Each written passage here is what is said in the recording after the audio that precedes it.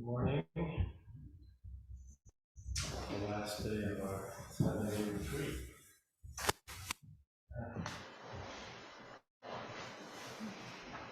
Remember when we started? It seemed like it was going to be so long. So almost over. So I've been talking about the three tenets during this retreat, and so today I'd like to sort of focus a little bit on the third tenet of loving action and compassion. But before so I think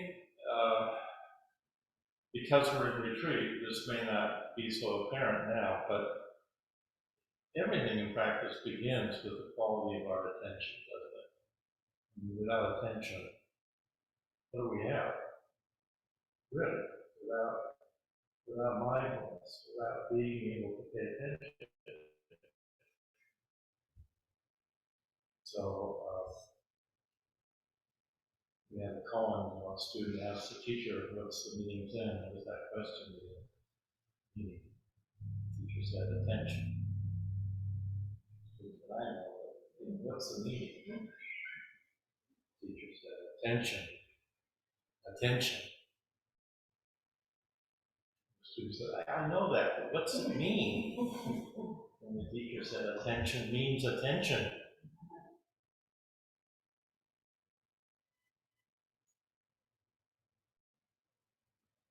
Attention is the new currency of our time.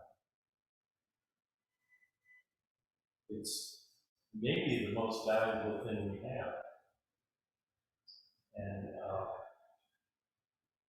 we have to kind of take care of it because it can be squandered. It can be robbed. It can be mined by Madison Avenue. And believe me, they're busy doing it right now. And if you don't take care of your attention, someone else will.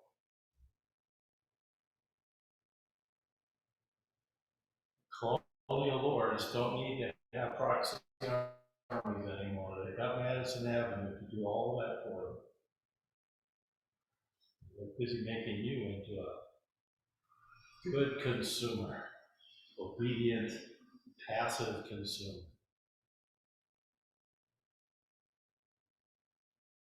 Click, click. Ka-ching, click, ka-ching, click, ka-ching.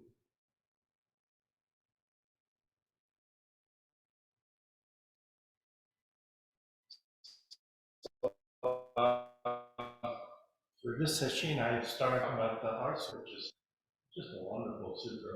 There's a very good reason to chant it all the time. So, such a pithy instruction with so much richness in this one small sutra. So we could say, wisdom is the quality of our attention. And it's certainly seems to correspond to not knowing. Right? Sort of open awareness, open it. What's here as it is, without bias, without picking and choosing. Really kind of the precision and spaciousness of awareness and attention. And prajna always arises with shunyata. They go together. So part of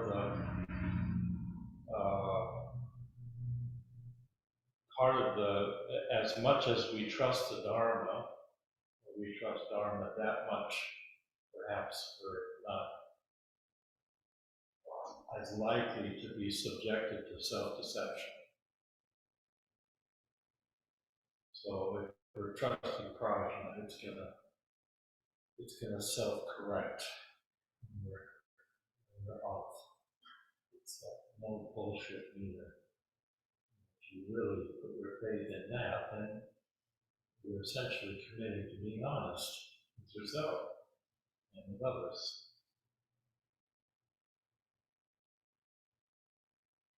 And then shunyata is here. It's always here. And there's no ground here. part of the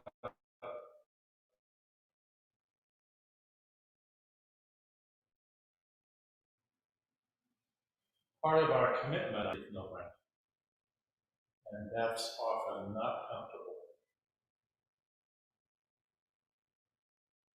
This is not normal. And notice that when we create ground, when we start to create a little territory, that's ego's game. That's the way that we start to try to secure something. And we all do it. I mean, it's just, we all know we do this because it's very hard to be open to groundlessness. Yeah. So in the Platform Sutra, which I love, it's so simple and straightforward. The sixth patriarch says, just be straightforward, be yourself. Roshi June was yesterday. I told her she was more herself than I've ever. She was so herself. She was like herself. I mean, it's like what a great talk. Find your voice and be yourself. Be genuine. Be sincere. Be Buddha. It's not complicated. Just open to your original face before your parents were born.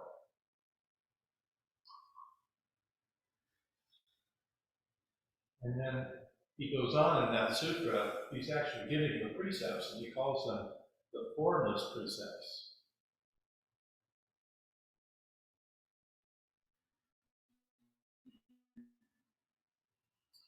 So instead, we really should speak of non-killing. Do you hear the difference? Non-killing sounds a little bit like an ethical rule, doesn't it? Like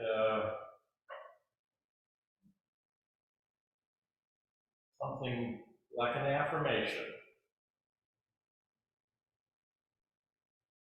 a prescription, an intention to do, to not kill. Non-killing is, that's Buddha.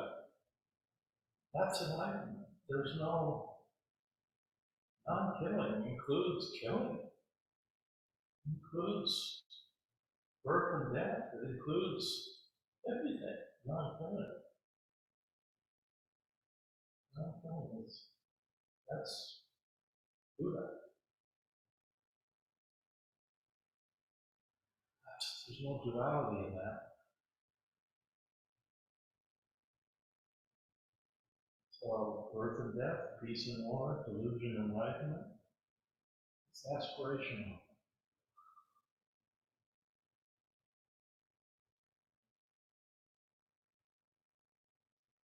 Well, give rise to thoughts that don't land anywhere.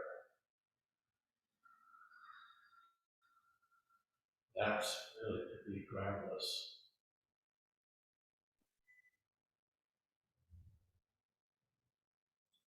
Dogen says that the self manifests the 10,000 things as delusion. That the 10,000 things manifest the self as enlightenment.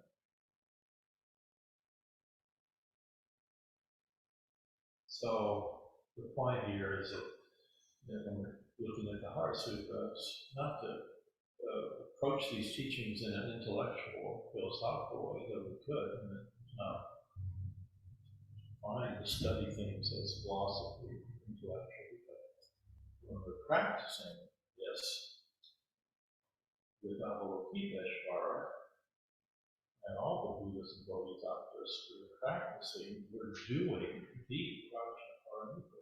We're doing. What are we doing? We're doing not being separated, not dividing. Yeah, so do this and be a homegrown Buddha. Find your own voice, find your own feet.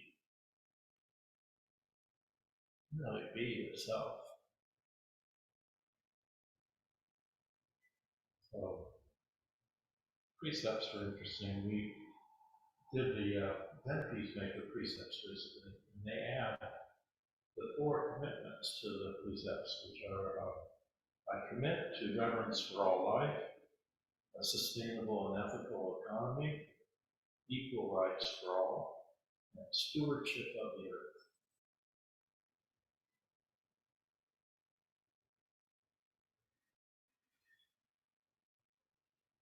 So, the 3 tenets sound like some kind of a linear process. You start with not knowing, then you bear witness. Maybe it goes like that, or maybe we do them all together. Or we're doing a little bit of one and then another. But if we talk about them in that order, then we usually start with an opening and bearing witness, which I talked about the last talk. Really, this practice is all about bearing witness, how we turn towards suffering, wisdom of no escape, really being with ourselves thoroughly, honestly, with humility. And and then I think that very witness leads to loving action often, if we really do the very witness. So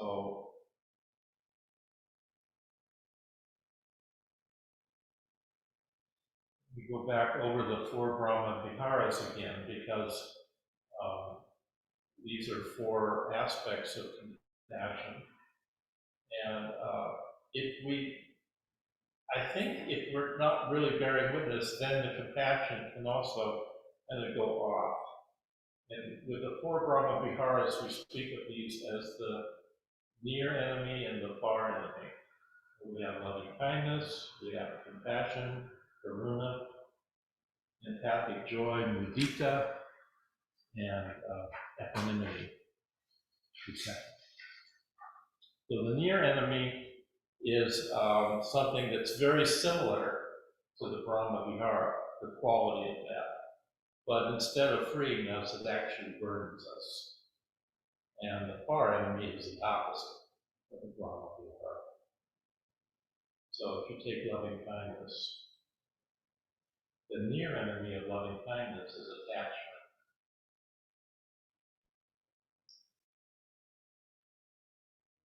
It's not very strong, it's sticky. You can easily turn into irritation. Loving kindness is somehow different from that, isn't it? Because it's a genuine appreciation of ourselves and the other. A care, really a genuine care for the well-being of somebody or ourselves. When we really love somebody, we love them just the way they are, not the way we want them to be.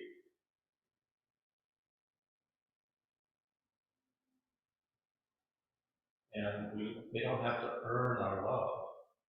Love doesn't have to be earned in any way. It's given freely. Given and received freely. And then the far enemy of loving kindness is hatred or aversion, which isolates us from others, narrows our awareness, strengthens our sense of separation, isolation. And notice how you could have the intention to practice loving kindness, but be really disappointed by somebody or betrayed. And really, that could flip from kindness to hatred. We all know what that's like, actually. So, the near enemy and the far enemy. But again, look at what happens if we're bearing with, if you're betrayed. If someone betrays you and you choose to you make the choice to try and forgive them, which might take. Julie, you're raising your hand. Yeah, the sound is getting all weird. I think it's it might be the battery. I heard that too this morning. So let's try another microphone. And maybe you can replace this battery. How's this, Julie? Better. Yeah, I heard it this morning too. Okay.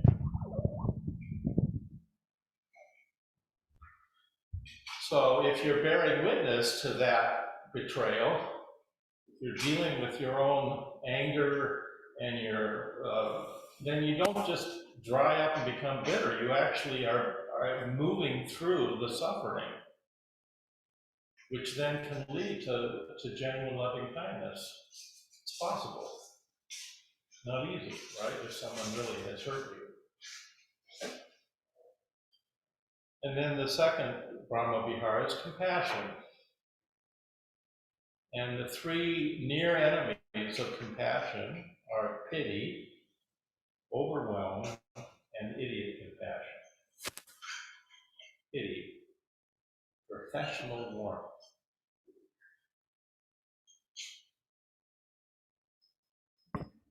Now, when someone pities you that way, it means that they see you as helpless and they're the helper, right? Sort of above you, looking down. What's it feel like to have someone's pity? Does that feel good?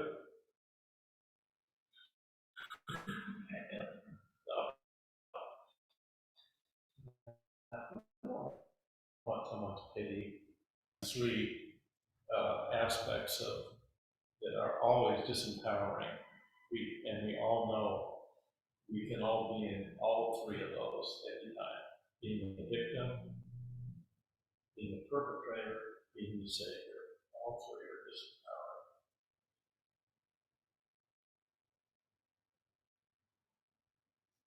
And again, notice that if you're bearing witness, you're not above, you're on the same level with the situation or with the person that's suffering. You're not standing above them, feeling superior in some way. You're right there with them.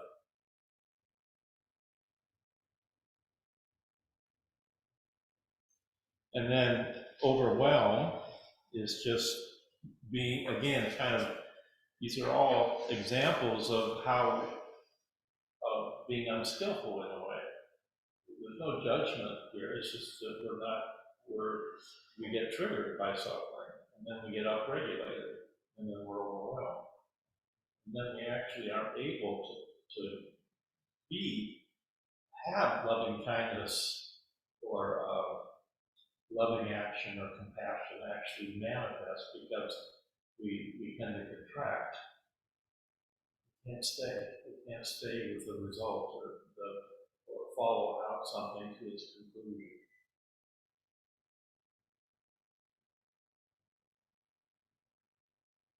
Idiot compassion. Have a big heart. We have a good intention. We're even bearing witness to somebody's suffering, but again, we get triggered, we get overtaken by it, we get taken down by it.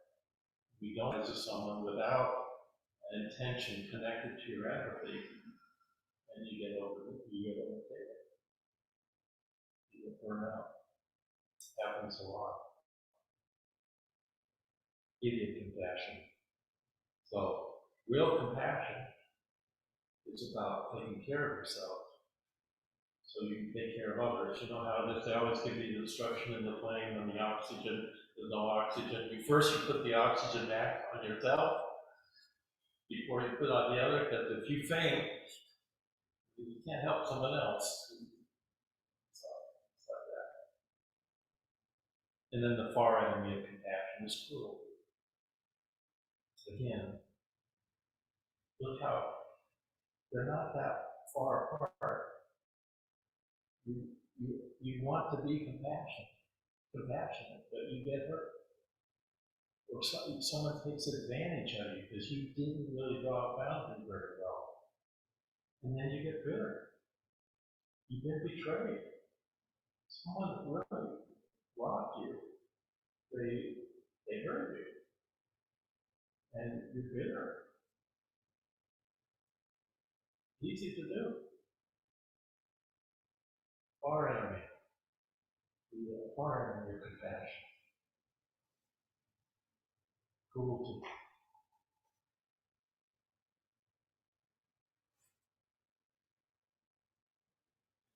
When I remember Roshi Jun and I did the Auschwitz retreat with the Zen peacemakers in Bernie 2 times. I don't know, they kind of run together for me, but I know that I remember hearing the story of a German fellow whose father had been was a survivor of the camps. When the war was over, he came home. They tried to rebuild their family, but he would never talk about it, never. And he ended up abusing his son. So the trauma gets carried on, generational trauma. It's not dealt with, it's not healed.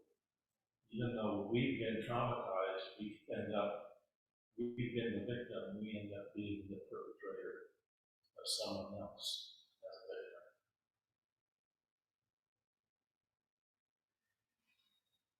And then the third Brahma Vihara is joy, being able to celebrate someone else's good fortune. Yeah, what a wonderful quality this is. Capacity we have to enjoy someone else's victory, someone else's good fortune.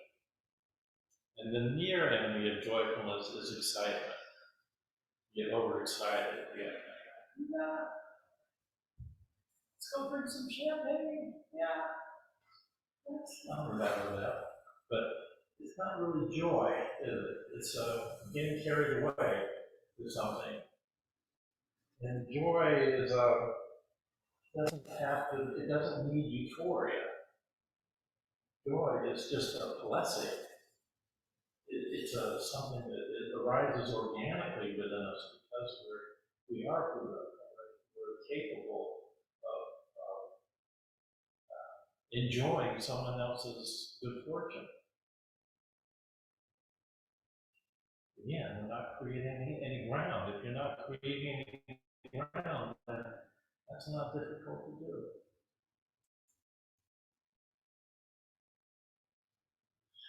You have to notice what happens when we create ground. We start comparing. Oh, they got more than I do. They're a better than teacher than envy. Resentment and envy. That's the far enemy of joy. This practice can be very humbling. When you see where you get stuck, and we all get stuck somewhere. It's easy to feel resentment about someone else that's doing something better than you. Comparison.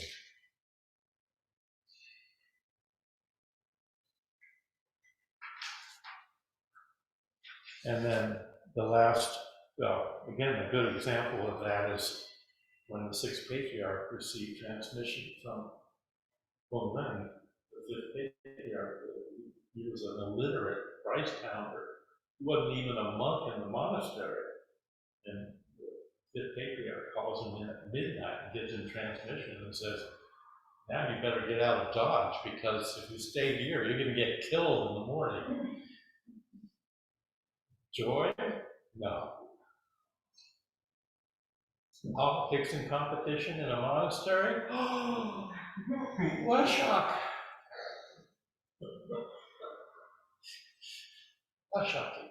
The spiritual, the place of spirituality, the spiritual temple, competitive. Oh, and equanimity.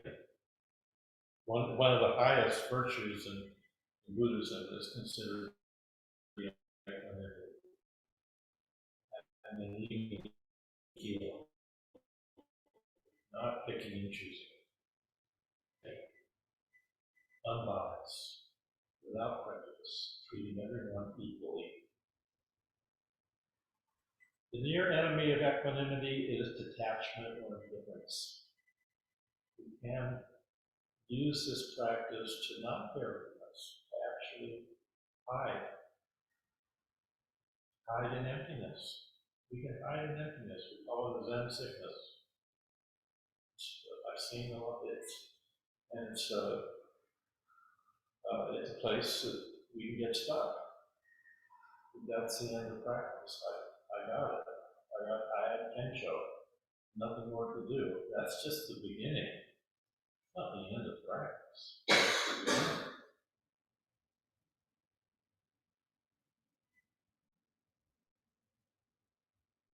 And the far enemy of equanimity would be prejudice or self-righteous. You actually have a very strong point of view. Maybe you have a strong point of view about Zen. You actually don't treat people very well. You practice all the time, but for some reason, you're not very nice to people. It can happen too.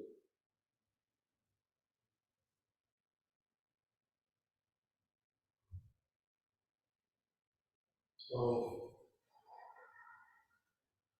don't get stuck in emptiness.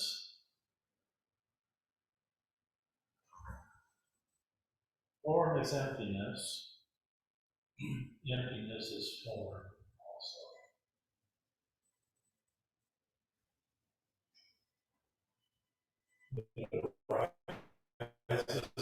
This peace, love, and hate.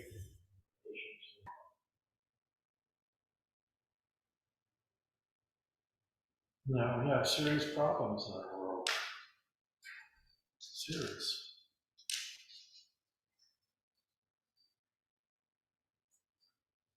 Now our practice is to not turn around, be a bigger container.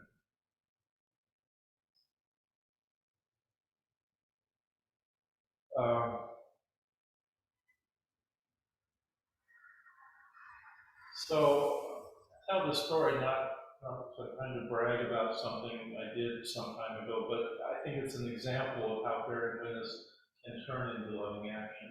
And it was fairly dramatic in one instance for me when I think it was the second Auschwitz retreat we had finished, and we had gone somewhere. I don't remember where we were.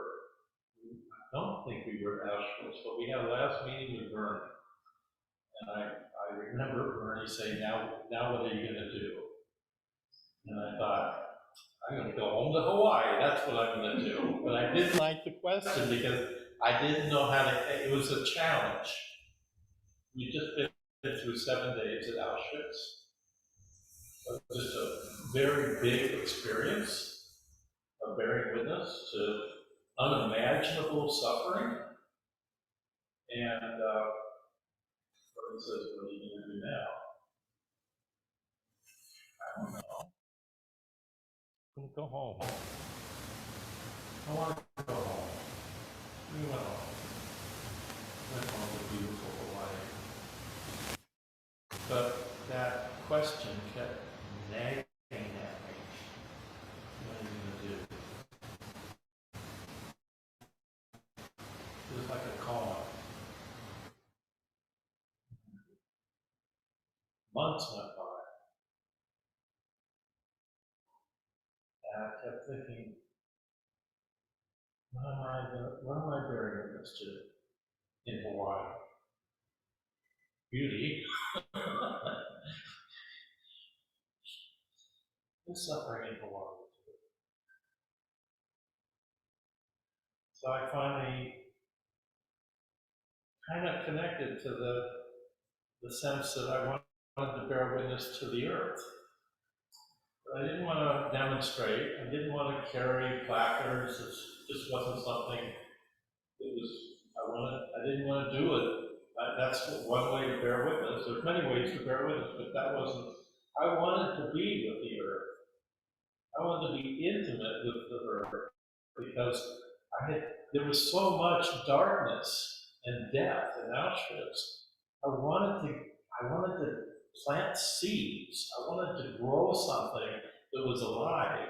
And so I came up with this idea, a project for our Zen Center to create a community garden. And I went and made this proposal to a local school in our town, to the board. They had a big plot of land they weren't using. I said, let our Zen Center for Hawaii use your plot of land to make a community garden. So we don't want to pay you anything for it. We don't want to lease it. We just want you to let us use it, because you're not using it for anything. And to my surprise, they said yes. And so now I'm really stuck. I really stuck my neck out, and they said yes. So okay. So we spent, I don't know, a couple of months there.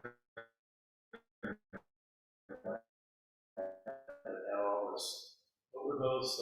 I borrowed a neighbor's tractor, almost killed myself. I knocked the tractor over one day, and I was really embarrassed. I didn't want to tell my neighbor I had knocked his tractor over. So we built this beautiful community garden. We called it the Poma Community Garden.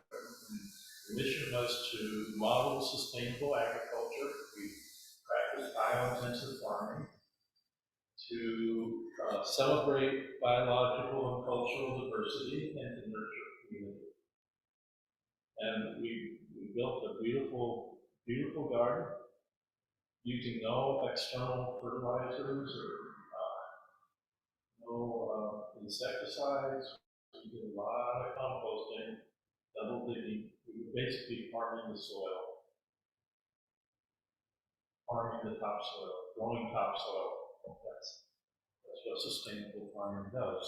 And then the project lasted 3 years, and then Bernie came around, as Roshi June said the other day, seduced us into joining him in Santa Barbara to work for the Zen Peacemaker community. So I tell that story as a fairly dramatic example of what can happen when we bear witness and practice not knowing. If you bear witness to something in the world that is really hard, it can give rise, you don't know what you don't bear witness to fix something. Nothing is being fixed. You're just bearing witness, and then something can come out of that you don't know, and it could come years later.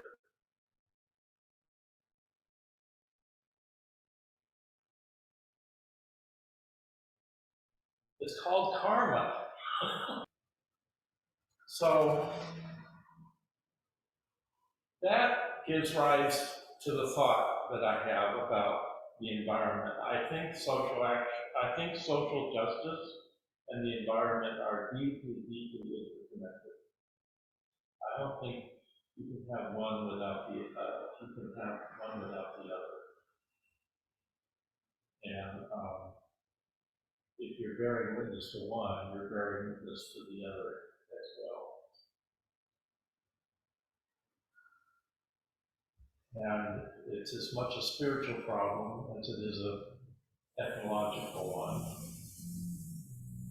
If we can feel the pain of the planet, if you can really grieve when you see, remember the pictures that we had when they had the leak in the Gulf of Mexico? Yeah, on the news, they had that oil pouring out of the bottom of the Gulf of Mexico.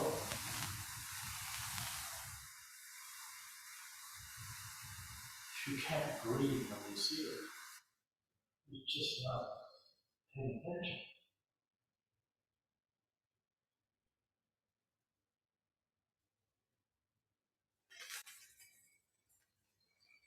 If we can't grieve at the hate crimes being done increasingly on Jews, on people of color, Asian Americans, gay people,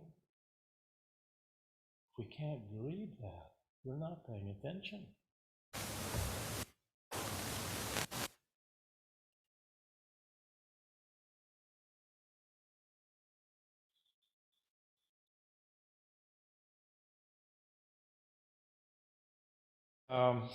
So just a little side note, back in 2009, I think, called Mimicry. And,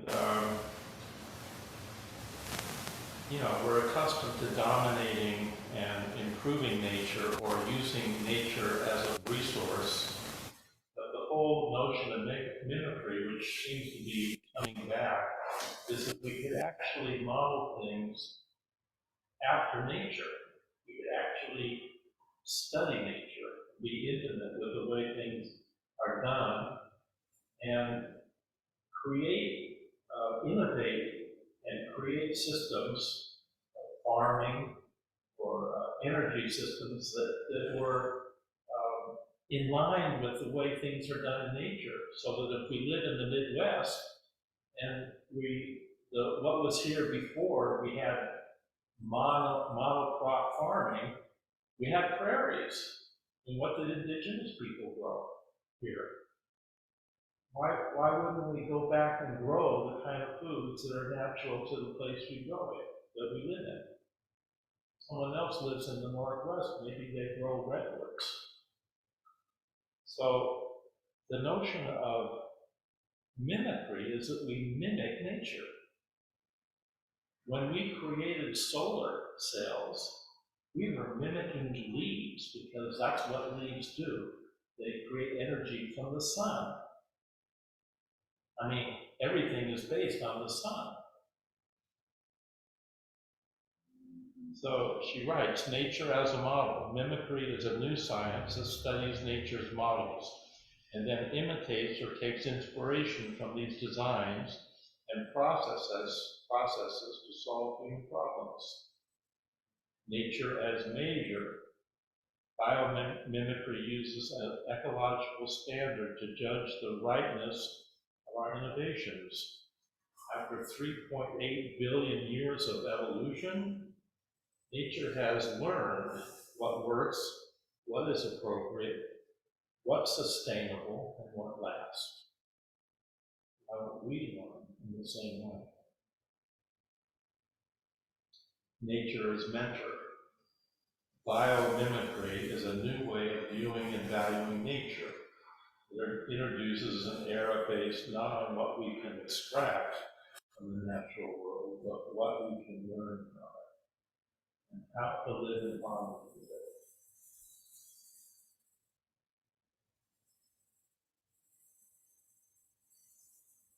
So our farming is a good example of how off we monocrop farming destroys the topsoil.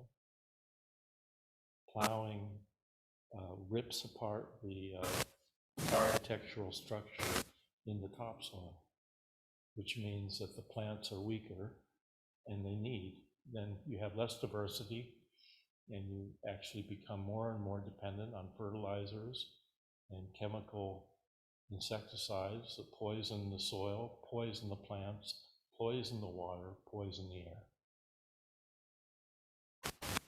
Does that seem like a sustainable way to grow food?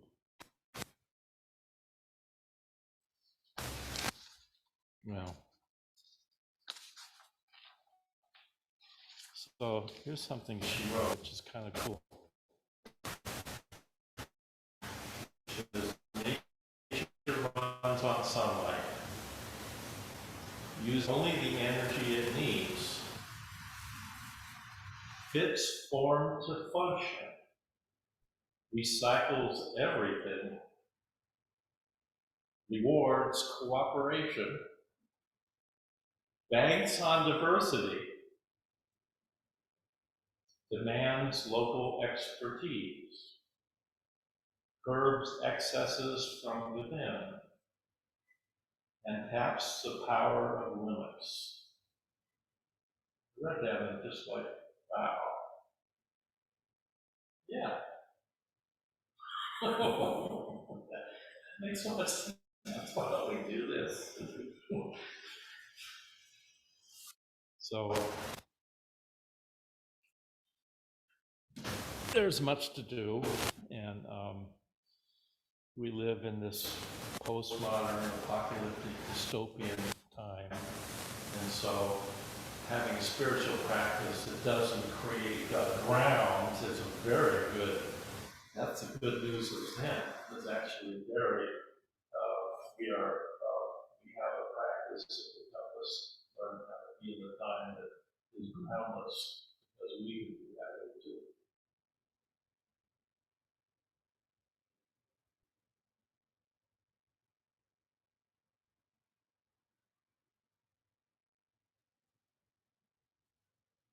So the Heart Sutra ends with this mantra,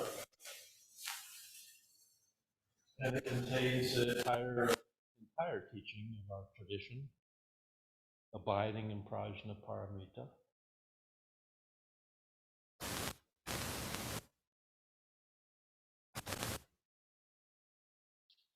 So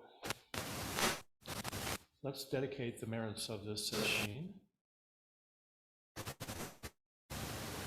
to the welfare of all beings. And may the roots of suffering diminish. May welfare, warfare, and violence, and neglect, indifference, and addictions decrease. May the wisdom and compassion of all beings increase here, there, and everywhere.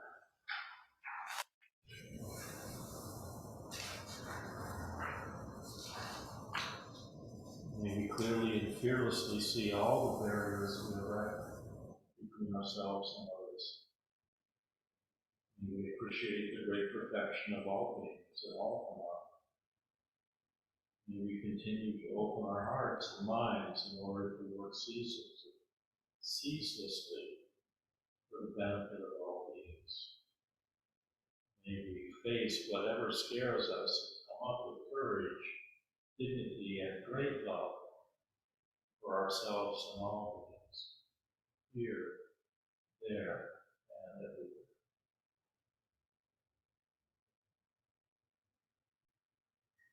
So with all Buddhas and Bodhisattvas throughout all space and time, we chant this truly magical formula that transforms lead into gold. Yape yape, paragape, parasamgape, bodhisvaha, prajnaparamita. Wherever you arrive is just the next platform to jump off. Gone, gone, gone, gone, going beyond, going beyond, going beyond. Prajnaparamita. Hallelujah.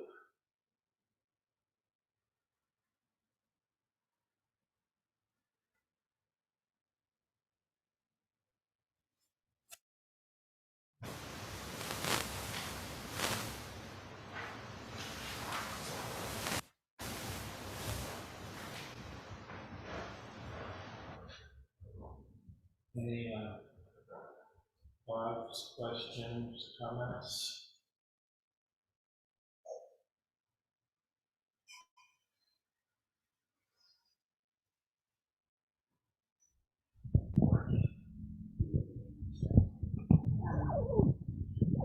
I was wondering about the phrase taps the power of limits.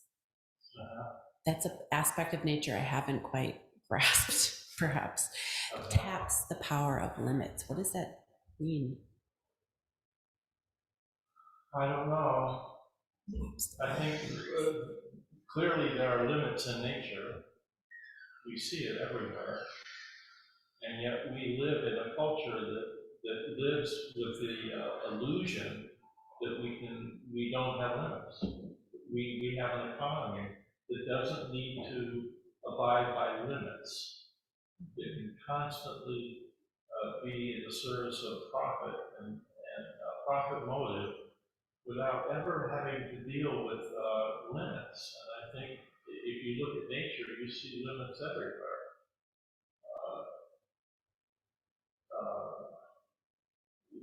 If there's too many rabbits in the ecosystem, the coyotes show up and they balance it out.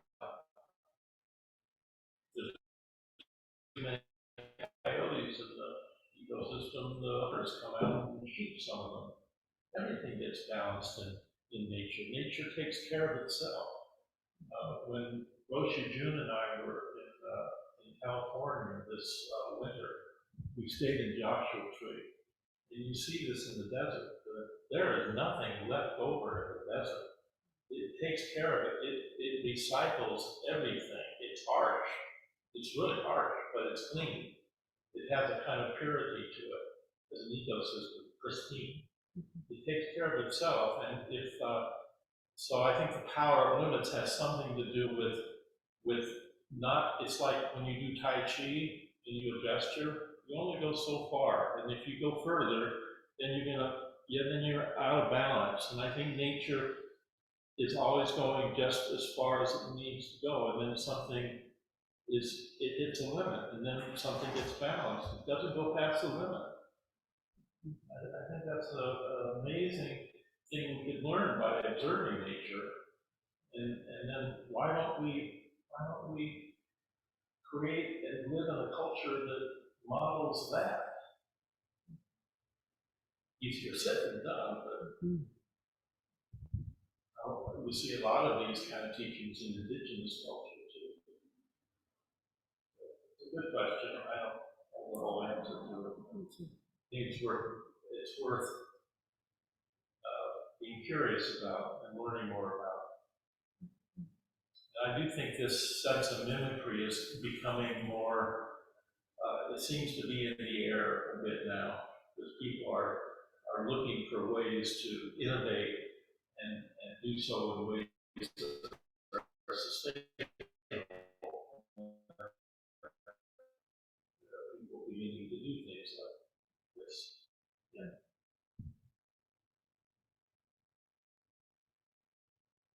Any other thoughts or comments? No, we could have lunch.